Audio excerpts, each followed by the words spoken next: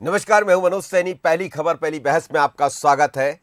मध्य प्रदेश में आगामी चुनावों को लेकर Bharatiya Janata party alert mode पर है और कांग्रेस को पूरी तरह से घेर रही है। जहां राजधानी भोपाल में हुई बीजेपी प्रदेश कार्य समिति की बैठक में भारतीय जनता पार्टी ने कांग्रेस को निशाना बनाया। केंद्रीय मंत्री प्रहलाद पटेल ने तो यह तक कह दिया कि कमलनाथ किस्मत से सीएम बन गए। प्रहलाद पटेल के अलावा सीएम शिवराज के साथ ही कई नेताओं ने कांग्रेस पर तीखे हमले किए।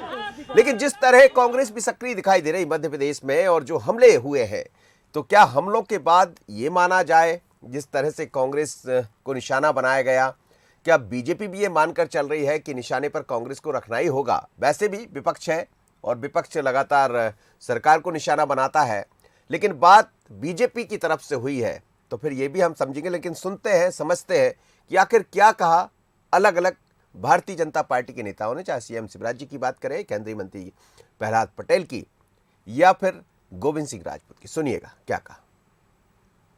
मुझे लगता है कि भाग्य से वो इस प्रदेश के मुख्यमंत्री बन गए थे, उनका भाग्य रहा होगा, प्रारब्ध रहा होगा। देश की राजनीति का एजेंडा बदल दिया। जिस देश में हिंदुत्व की बात करने वालों को सांप्रदायिक माना जाता था, जो पानी पी पी के कोसते थे हमें, वो आज सड़कों पर राम धुन गा रहे हैं। कमलनाथ जी हनुमान चालीसा का पाठ कर रहे हैं। संकट कटे मिटे सब पीरा, जो सुमरे हनुमान बल पीरा। लेकिन हनुमान जी भी पात्र पे ही कृपा करते हैं। राम धुन राहुल गांधी त्रिपुंड लगा रहे हैं।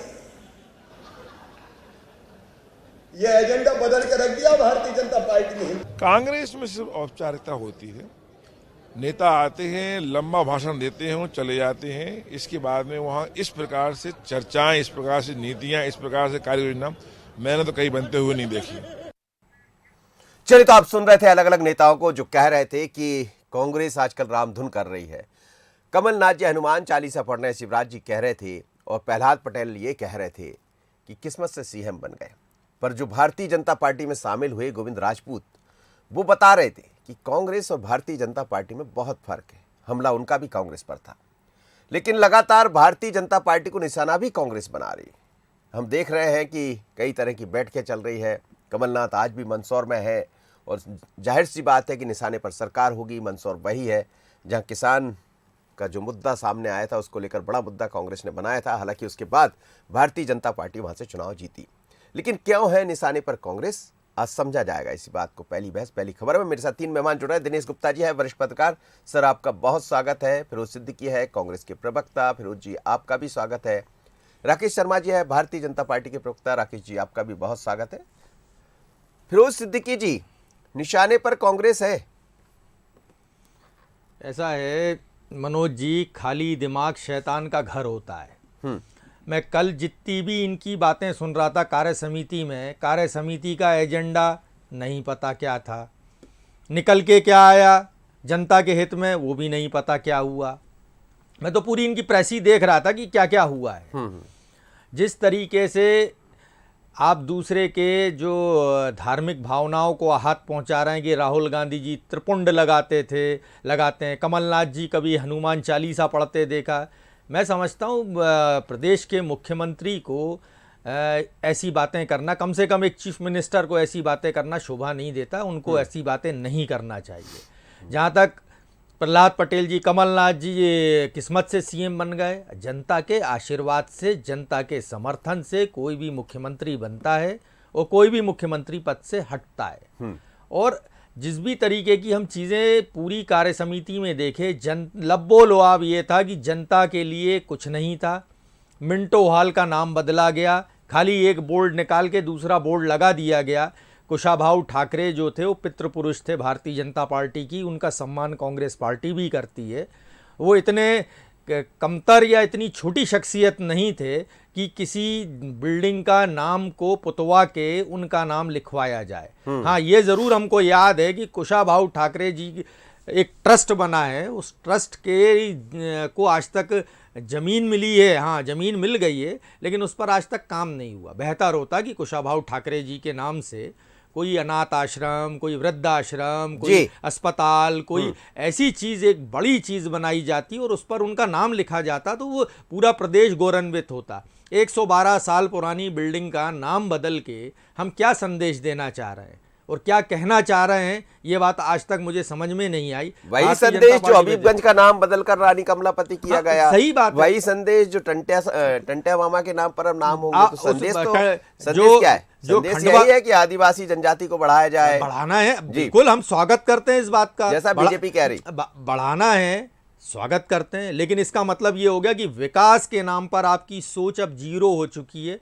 जो पुरानी चीजें उन्हीं का नाम बदल दिया। जी। रानी कमलापति के नाम पे आप एम्स जैसा कोई बड़ा हॉस्पिटल बना लेते, कोई बड़ा शिक्षण संस्थान बना लेते। डॉक्टर हरि सिंह गौर के नाम से मिंटो अस्पताल की मांग, मिंटो हॉल की बात आने लगी। डॉक्टर हरि सिंह गौर एक शिक्षाविद थे, उनके नाम से कोई बड़ा संस्थान हम चलिए, मैं पूरे प्रदेश समझता में बना सकते हैं। उनके नाम से यूनिवर्सिटी तो है ही, सागर यूनिवर्सिटी। कहने का मतलब ये है कि जब कांग्रेस को आप कहीं से नहीं घेर पा रहे, तो अब आप इस तरीके के अनर्गल बात कर रहे हैं कि वो हनुमान चालीसा, कमलनाथ जी ने तो 101 फीट की हनुमान जी की मूर्ति बनवाई, लेकिन उन्होंने कभी प्रचार नहीं किया इस बात का। ये गलती थी उनकी। नहीं, प्रचार तो खूब हुआ था, हम लोग गए थे कवरेज करने। कैसी बात कर रहे हैं क्या नहीं, आपके हमने तो कहीं कभी ऐसा प्रचार नहीं किया। प्रचार हुआ था, लाइव भी हुआ था, सब कुछ हुआ। हाँ ठीक है, मीडिया कोई इतनी बड़ी चीज होगी तो मीडिया आएगा, लेकिन कभी कमलनाथ जी मंच से नहीं कहते उस मामले में, कभी कहा आपने? कभी नहीं। राकेश शर्मा जी, बात ये नहीं है, बात ये है कि जिस तरह से कांग्रेस पर निशाना साधा गया,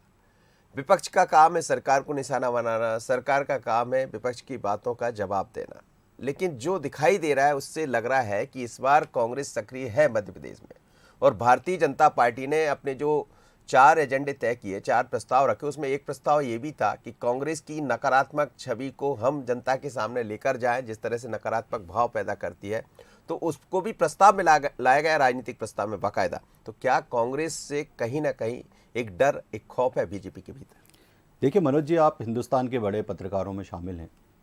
मनोज जी, निश्चित रूप से मध्य प्रदेश में 2 दल प्रमुख हैं, जिसमें भारतीय जनता पार्टी और कांग्रेस पार्टी है। अन्य छोटे दल हैं, चाहे सपा की बात की जाए या बसपा की, तो उतना उनका प्रभाव मध्य प्रदेश में नहीं है। जब हम अगर राजनीतिक पटल पे देखते हैं, तो आज अगर हम कोई मध्य प्रदेश के विकास की बात कर रहे हैं या भारतीय जनता पार्टी को आगे बढ़ाने की बात कर रहे हैं, तो कहीं ना कहीं हमारा सामना कांग्रेस से। चुनाव भी होगा तो कांग्रेस से हमारा सामना होगा, हमारे दल के उम्मीदवार रहेंगे, कांग्रेस के उम्मीदवार रहेंगे। मेरा एक निवेदन है कि मेरे विद्वान साथी फिरोज सिद्दीकी साहब ने कहा कि किसी की धर्म और आस्था पे चोट नहीं होना चाहिए। निश्चित रूप से मैं इस बात से सहमत हूँ फिरोज भाई की, पर फिरोज भाई एक बात का जवाब क्यों नहीं दे पाते कि जब जब देश में चुनाव आते हैं, कांग्रेस के नेताओं को मंदिर याद आने लगते हैं। मैं हर चैनल पे एक बात पूछता हूं कि आज से पहले कभी दीपावली मनाते हुए राहुल गांधी, प्रियंका वाड्रा का फोटो किसी ने भी देखा हो? किसी ने भी? रक्षाबंधन मनाते देखा हो, जन्माष्टमी मनाते देखा हो, होली मनाते देखा हो, कोई भी त्योहार, हिंदुओं का त्योहार, पूरी कांग्रेस पार्टी यह सिद्ध करने पे तुली रहती है कि हिंदुस्तान के सबसे बड़े हिंदू हैं राहुल गांधी। हम प्रश्न चिन्ह नहीं उठा रहे। कांग्रेस पार्टी क्यों कहती कि वो हिंदू हैं? प्रश्न चिन्ह कौन उठा रहा है, इसका जवाब कौन दे रहा है, ये सबके सामने है। दूसरी बात, चाचा दिग्विजय सिंह जी अगर रामधुन गाएंगे तो प्रश्न तो जनता के बीच भी जाएगा और हम भी पूछेंगे। ये जो यक्ष प्रश्न जनता के प्रश्न है, भारतीय जनता नहीं। हम तो सबका साथ सबका विकास के नारे को लेकर चल रहे हैं। मनोज जी, हमारी तो प्रदेश कार्य समिति की बैठक हुई, प्रदेश वर्किंग कमेटी की बैठक हुई, जिसमें हमारे सब नेता वहां उपस्थित थे। चाहे मध्य प्रदेश के बड़े नेता हो, चाहे केंद्र में जो मंत्री का दायित्व निभा रहे हैं वो बड़े नेता हो, सबके सब उपस्थित थे। मेरे को 32 साल हो गए राजनीति के क्षेत्र में काम करते हुए। मैंने आज तक कभी भी कांग्रेस के नेताओं को किसी बैठक में एक मंच पे इतने साथ इकट्ठे होते नहीं देखा। क्योंकि कांग्रेस कबीले संस्कृति में जीती है, भारतीय जनता पार्टी जनता की पार्टी है और जनता के सहयोग से एक परिवार भाव से जीती है और एक उस तरह से काम करती है। मेरा एक निवेदन है, आज मेरे विद्वान साथी ने कहा साहब नाम बदलने से क्या होगा। आप कांग्रेस पार्टी का गठन एक अंग्रेज ने किया, आज उसकी राष्ट्रीय अध्यक्ष एक अंग्रेज है, तो कांग्रेस पार्टी को इन सबसे कोई फर्क नहीं पड़ता होगा। पर हमारी आस्था, हमारा विश्वास हमारे नामों में, हमारे जी। वीर पुरुषों में जुड़ा हुआ है। जिन वीर पुरुषों को कांग्रेस पार्टी ने भुलाने का काम किया, उनका नाम नहीं, हम अब दोबारा लाने का काम कर रहे हैं। जिनका आप कांग्रेस सोनिया जी का नाम ले रहे हैं, तो वो तो अब जनता ने स्वीकार कर चुके हैं। देखिए, जब मेरा निवेदन है, मेरा निवेदन जी। है मनोज जी, मैंने ये नहीं कहा कि जनता ने स्वीकार किया या नहीं किया। कांग्रेस की स्थापना एक अंग्रेज ने की, आज राष्ट्रीय अध्यक्ष के रूप में जो है ठीक वो है। एक अंग्रेज है। मैंने जी। ये शब्द का उपयोग किया। जी। मैं स्वीकारता अस्वीकारता मैं कौन होता हूं? देश की जनता जानती है, देश की जनता मानती है, देश की जनता किसी को स्वीकार करती है, अस्वीकार करती है। दूसरी बात, मध्य प्रदेश में अभी 4 स्थानों पर चुनाव होते हैं। एक जोवट हारती है कांग्रेस पार्टी, जी। दूसरे खंडवा सीट हारती है। ठीक है। आप देखिए, जोवट हारी कांग्रेस पार्टी तो कांतिलाल भूरिया के कारण हारी, जो एक आदिवासी चेहरा हाँ, है। ठीक और है। खंडवा हारी तो अरुण यादव के कारण हारी, हाँ। जो एक पिछड़े वर्ग के बड़े और नेता हैं रेगांव कांग्रेस हारे तो पार्टी किसके में। कारण हारे? और चलिए, मैं समझूंगा अभी इस आ बात रहा को। हूं। मैं लौट रहा एक हूं, सेकंड में राकेश जी, अपनी लौट बात रहा हूं। समाप्त कर रहा हूं। एक सेकंड में अपनी जी। बात समाप्त कर रहा हूं मनोज जी। जी। मेरा निवेदन है कि पूरे टिकट कमलनाथ जी ने बांटे, पूरा चुनाव कमलनाथ जी ने लड़ा, पर कमलनाथ जी पर प्रश्न उठाने की हिम्मत कोई नहीं जुटा रहा। भारतीय जनता पार्टी एक अरे सीट आप हारी, तो- पूरी आप तरह तो से उस उठा पर रहे हैं, मंथन आप- हो रहा है, वो नहीं पूरी उठा रहे, तरह आप से उस उठा पर लीजिए, मंथन आप हो रहा है। चलिए, और दिनेश। ये जो कार्य समिति होती है, अब मेरे विद्वान मैं साथी लौट ने रहा हूं कहा, सर, कोई लौट एजेंडा रहा हूं, नहीं समय समझ में दूंगा आया। आपको। दिनेश भैया, गुप्ता, हमारा राजनीतिक सर, प्रस्ताव पास मेरे हुआ है, साथ आप दिनेश उसको जी निकाल लीजिए, मिल जाएगा, मैं उसमें बैठे- समझ में आ वरिष्ठ जाएगा हैं। आपको। दिनेश सर वरिष्ठ है, उनसे बात समझिए। दिनेश जी, ये जो कल कार्य समिति हुई है, यूं तो इसमें बहुत लोगों को निशाना बनाया गया कल जब आप सुनेंगे तो, पर सवाल यही था कि केंद्र में कांग्रेसी थी, हर नेता की जुबान पर होना इसलिए चाहिए क्योंकि विपक्ष है, पर क्या भारतीय जनता पार्टी ये मानकर चल रही है, जिस तरह कांग्रेस भी इस बार नजर आ रही है फील्ड पर, कमलनाथ जी लगातार बैठ के ले रहे हैं, तो जिस तरह से निशाना बनाया गया है कांग्रेस को, तो एक चैलेंज तो मानकर चल ही रही भारतीय जनता पार्टी, क्या दिखाई देता? इसमें हमारे यहाँ 2 दलीय व्यवस्था है। जी। 2 ही राजनीतिक दल हैं जो चुनाव में आमने सामने होते हैं। वो एक दूसरे के कपड़े फाड़े, कपड़े उतारे, गाली दें, करना आपको वही है। जी। आप भारतीय जनता पार्टी की बैठक होगी तो कांग्रेस निशाने पर होगी, और कांग्रेस की बैठक होगी तो भारतीय जनता पार्टी निशाने पर होगी। मुद्दा जो महत्वपूर्ण ये है, क्या हम सकारात्मक राजनीति कर रहे हैं? भारतीय जनता पार्टी के जिन मुद्दों को हमने अभी सुना आपकी स्क्रीन पर, वो मुद्दे कोई नए मुद्दे तो है नहीं कि आज हम पहली बार राहुल गांधी के बारे में सुन रहे हूं, पहली बार कांग्रेस की नीति नियत के बारे में सुन रहे हूं, कांग्रेस के चरित्र के बारे में सुन रहे हूं, उनकी नीति चाल के बारे में सुन रहे हूं। देखिए, कांग्रेस पार्टी इतने साल प्रदेश में, देश में सत्ता में रही, राज्य में सत्ता में रही, तो वो अपनी नीतियों के कारण रही। यदि 15 महीने भारतीय जनता पार्टी सरकार से बाहर रही तो किसके कारण रही? कांग्रेस के कारण रही। कांग्रेस का भाग्य हो सकता है, भारतीय जनता पार्टी का दुर्भाग्य हो सकता है। आप कह सकते हैं, जैसा प्रहलाद पटेल जी को सुन रहे थे, कि 15 महीने कमलनाथ जी का प्रारब्ध था। देखिए, राजनीति में चांस की बात है। क्या आप 65 सीटें भारतीय जनता पार्टी हार जाती है और चौथी बार सत्ता बनाने से चूक जाती है।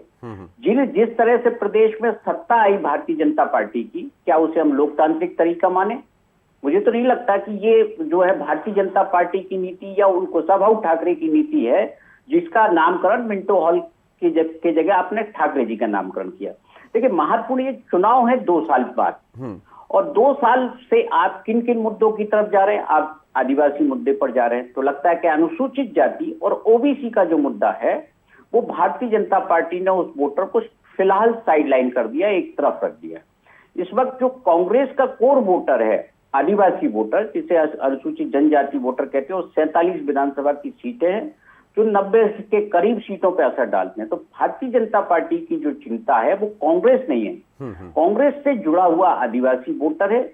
और आप किसी भी तरह से निशाना बनाए, यदि वो वोटर भारतीय जनता पार्टी से नहीं टूटा, भारतीय जनता पार्टी की तरफ नहीं गया, उसे तो जो है, जो नुकसान 2018 में हुआ वो नुकसान 2023 में भी हो सकता है। जी। ये जो चिंता है भारतीय जनता पार्टी की, इस चिंता को वो छुपा नहीं रहे हैं। आप लगातार जो कार्यक्रम हो रहे हैं, जिस तरह की गतिविधियां हैं कि मुख्यमंत्री जी, हम देख रहे हैं आजकल केवल आदिवासी मुद्दे पर ही काम कर रहे हैं, बाकी मुद्दे उनके सामने वो उतने हमको राजनीतिक तौर पर दिखाई नहीं देते। तो ये जो स्थितियां बन रही हैं, वो ये बताती है कि भारतीय जनता पार्टी 23 में बहुत कंफर्टेबल अपने को नहीं मान रही है। क्योंकि जब आप 65 सीटें आपकी जब चूकते हैं, आप 170-72 से 9 पर आते हैं, तो अभी तो ऐसी स्थिति नहीं है ना कि यदि आप आज की तारीख में 65 सीटें जो है चूक जाए और आपको फिर जो है 109 सीटें मिल जाएंगी, कोई जरूरी नहीं है मनोज जी। जी जी तो भारतीय जनता पार्टी लगातार इस ओर ध्यान दिए हुए है कि किसी तरह से जो है ये जो आदिवासी वोटर है वो वोटर भारतीय जनता पार्टी के पक्ष में किसी तरह से आ जाए, ये उनकी रणनीति का हिस्सा है और यही हमें मानना चाहिए, यही भविष्य का मुद्दा है। बिल्कुल आप ठीक कह रहे हैं, भविष्य के मुद्दे तो यही होंगे और शायद भारतीय जनता पार्टी ये समझ भी रही है कि इन्हीं मुद्दों पर बढ़ना होगा, क्योंकि जनजाति को लेकर लगातार बात कर रही है।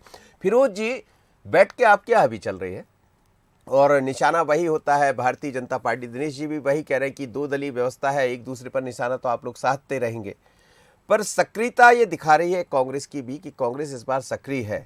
लेकिन भारतीय जनता पार्टी ये मान बैठी है कि यदि हमने जोरदार तैयारियां नहीं की, क्योंकि वो ये भी कह रहे हैं कि 51% हमें वोट हासिल करना है, 10% हमारा बढ़ाना है, तो ये इस लाइन पर भी भारतीय जनता पार्टी काम कर रही है। ऐसा नहीं है कि आप निशाना साध रहे हैं। देखिए, पहली बात तो इन्होंने जो सोनिया जी के बारे में कहा, मैं एक बात कह दूं, ये भारत की परंपरा है कि जो बेटी जिस घर में ब्याह जाती है वो उस घर की बेटी होती है और वही उसकी पहचान होती है। सोनिया जी इटली से ज़रूर आई, लेकिन भारत में ब्याही तो वो भारतीय कहलाई और उन्होंने त्याग किया जो है प्रधानमंत्री का पद ठुकरा कर। उनके पति उन्होंने राजीव गांधी जी ने इस देश के लिए शहादत दी।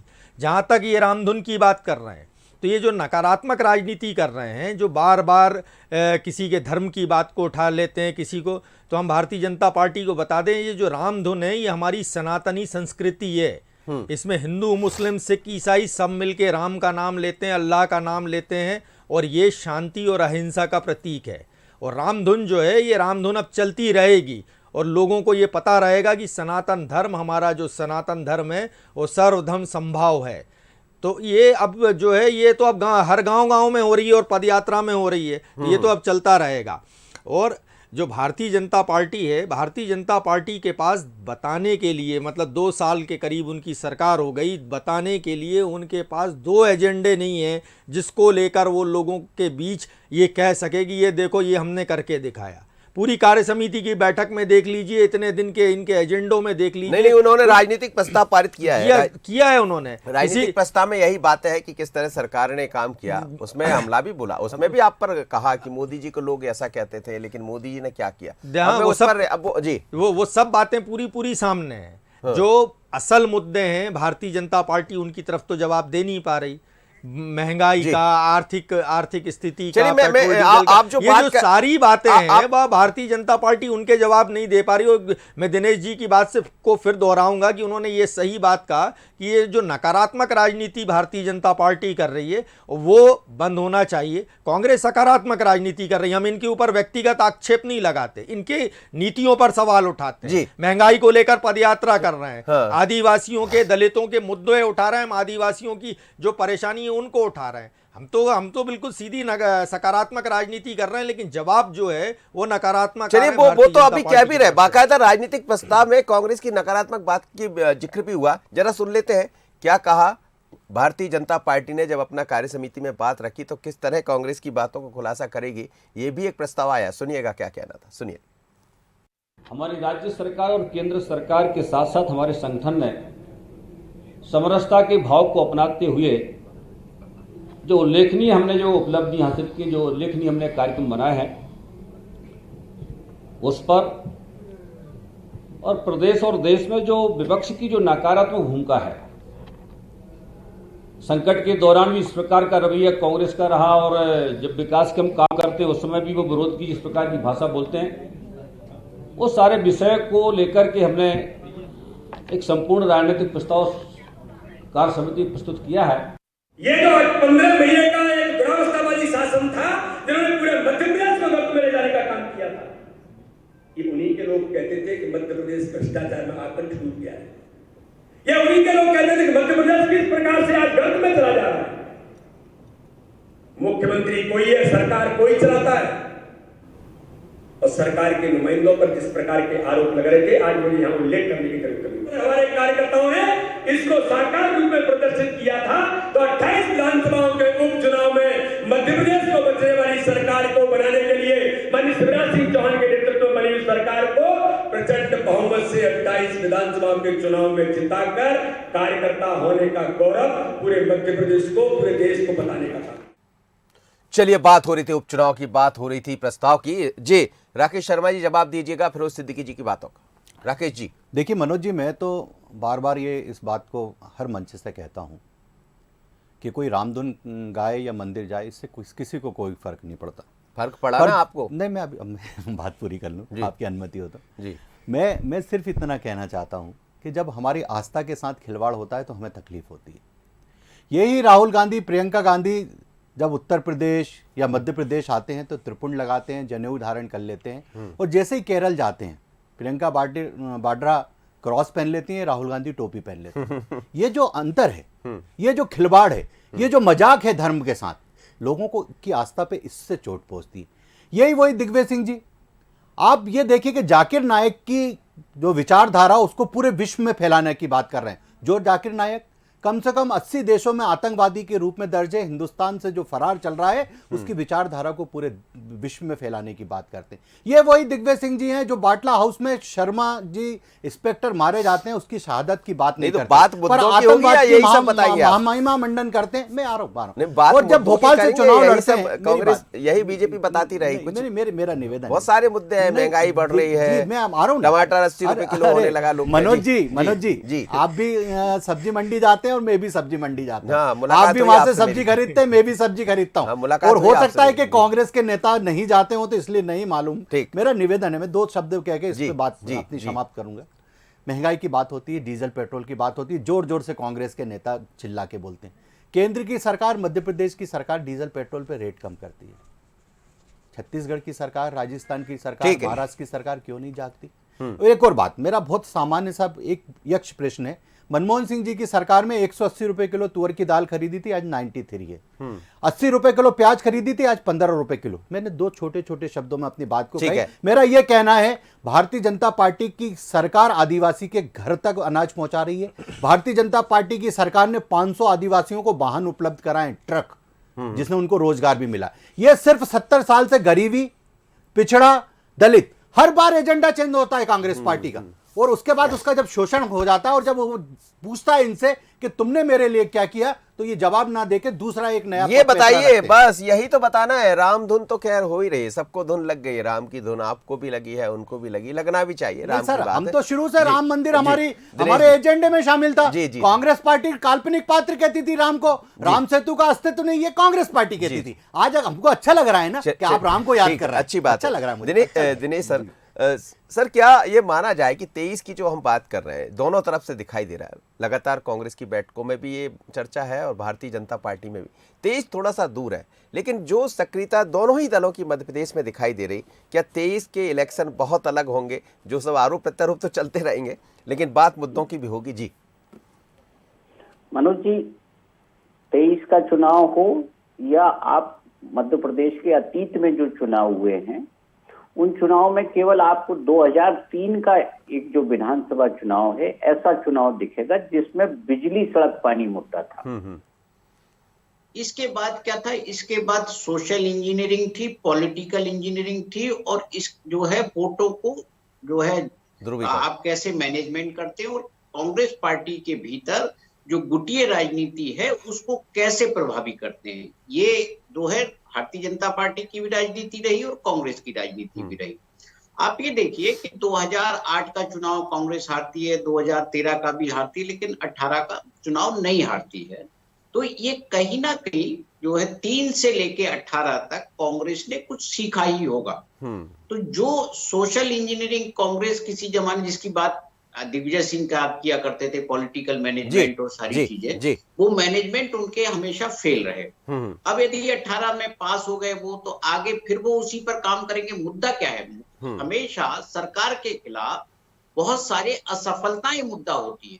आप कोई भी सरकार हो, कांग्रेस की सरकार का यदि 15 महीने का कार्यकाल देंगे तो आप हजारों असफलताएं दिखा देंगे। भारतीय जनता पार्टी के यदि आप जो है 15 साल का शासन लेंगे, तो अभी आप जो रिपोर्ट आई है कि गरीबी में 4थे नंबर पर है, तो आप कह सकते हो कि ये रिपोर्ट जो है गलत है, कुछ भी कह सकते हैं आप। लेकिन जो रिपोर्ट का आधार है वो भाजपा सरकार के दौरान का ही है। 15-16 का आधार है जी। तो निश्चित तौर पे जो मुद्दे होते हैं वो मुद्दे आम आदमी को कनेक्ट नहीं करते। जी, जी। आम आदमी को क्या सुविधा होती है, वो ये देखता है कि उसकी जाति का है कि नहीं, सर। उसके धर्म का है नहीं, तो जी, मुद्दों जी। का कोई अर्थ नहीं रहता। और अभी चुनाव बहुत दूर है, हो सकता है फिर कोई माई का लाल मुद्दा आ जाए और फिर चुनाव का परिदृश्य बदल बिल्कुल जाए। ठीक कह रहे हैं सर, चुनाव से पहले ऐसे कई मुद्दे आ जाते हैं जिनका हम उम्मीद भी नहीं करते हैं और चुनाव कहीं और चले जाते हैं। आप सभी मेहमानों को बहुत बहुत धन्यवाद।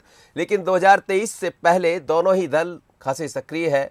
कार्य समिति की बैठक में जो बातें हुई है उससे लगता है कि निशाने पर तो कांग्रेस रहेगी क्योंकि मुख्य विपक्षी दल है, पर उसी तरह कांग्रेस भी मैदान में है। चाहे कमलनाथ की बात करें, दिग्विजय सिंह अपनी यात्रा कर रहे हैं। ये जरूर दिखाई दे रहा है कि जो सक्रियता है दोनों दलों में, वो 23 की रणनीति कुछ अलग तरफ इशारा कर रहे हैं। लेकिन मुद्दे क्या होंगे, क्योंकि चुनाव के वक्त कई बार ऐसा होता है, पहले से तैयारी कुछ और होती है और चुनाव आते आते मुद्दे नए बन जाते हैं। और आजकल तो यही दिखाई देता है। पहली खबर, पहली बहस में इतना ही। मुझे दीजिए इजाजत, बने रहिए बंसल न्यूज़ पर। नमस्कार।